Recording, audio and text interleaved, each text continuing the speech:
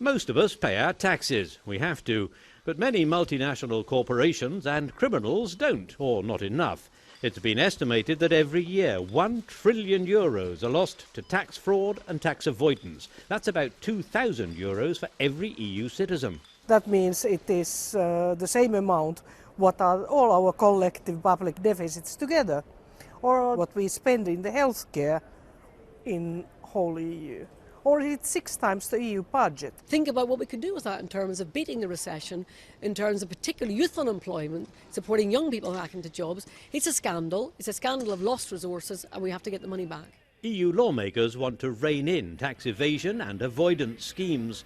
But tax avoidance schemes are within the law, and politically change hasn't been easy. Luxembourg has a huge banking sector and is opposed to information sharing until Monaco and Switzerland, for instance, do the same. The rules which are implemented must be implemented in the same way at the same time in every country.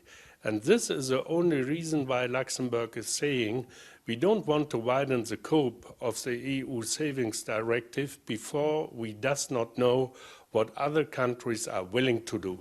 A suggested crackdown on tax evasion and tax avoidance has dominated talk at a summit meeting in Brussels.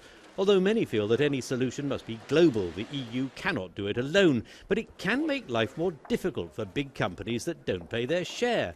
The computer giant Apple paid just 2% tax on its overseas earnings by exploiting a loophole in Ireland's tax laws. And there are many similar examples.